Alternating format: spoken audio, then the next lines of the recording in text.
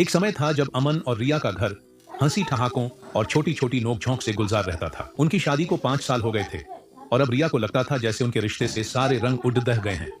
अमन office से आता, phone में खो जाता। रिया थक हार कर अपने कामों में लगी रहती।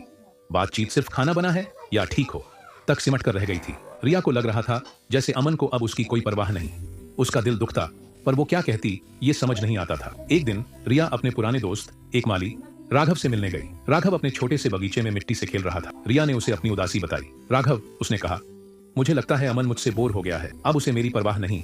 राघव ने मुस्कुराकर एक पौधा उठाया जो एक पुराने गमले में चुपचाप उगा हुआ था। उसके छोटे छोटे गुलाबी फूल खिल रहे। उसने कहा, रिया देखो ये पौधा, लोग इसे बेशर्म कहते हैं, इसे कहीं भी फेंक दो ये फिर उग जाता है।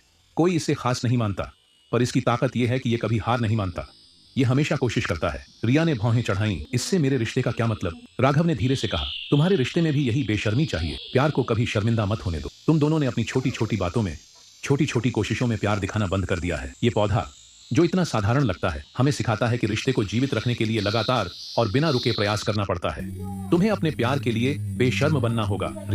रिया सोच में पड़ गई। माली ने उसे कोई जादुई नुस्खा नहीं बताया था, न ही कोई तंत्र मंत्र। उसने बस एक पौधे के बहाने जिंदगी की सच्चाई समझाई थी। उस शाम जब अमन घर आया, रिया ने उसे कुछ नहीं कहा। वह बस उसके पास गई और बिना किसी उम्मीद के सिर्फ उसके माथे पर एक हल्की सी चुम्मी दे दी। अमन हैरान हुआ। रिया ने मुस्कुराते हुए उसे एक कप चाय दी और पूछा, आज ऑफिस में क्या खास हुआ? अमन ने देखा कि रिया की आंखों में फिर से वो पुरानी चमक लौट आई थी। अगले दिन रिया ने घर के कोने में, जहां थोड़ी धूप आती थी, एक छोटा सा गमला रखा और उसमें एक सुंदर सा सुगंधित पौधा लगाया। वह पौधा हर सुबह ताजा और खुशबूदार होता था। धीरे धीरे अमन भी बदलने लगा। उसका अबुआ ने महसूस किया कि रिया फिर से मुस्कुरा रही है। एक शाम जब रिया पानी का गिलास लेने किचन में गई, अमन उसके पीछे आया और उसे पीछे से गले लगा लिया। आज तुमने ऑफिस से आते ही फोन क्यों नहीं देखा? रिया ने मुस्कुराते हुए पूछा। आज मुझे किसी बेशर्म पौधे ने याद दिलाया कि असली खुशबू मेरे घर में है, अमन ने जवाब दिया। उनके घर में फिर से हंसी ठहाके गूंजने लगे। वो छोटे छोटे पल, वो बिना किसी बात के दी गई चुम्मियां, वो एक दूसरे के काम की सच्ची तारीफ, ये सब लौट आया था।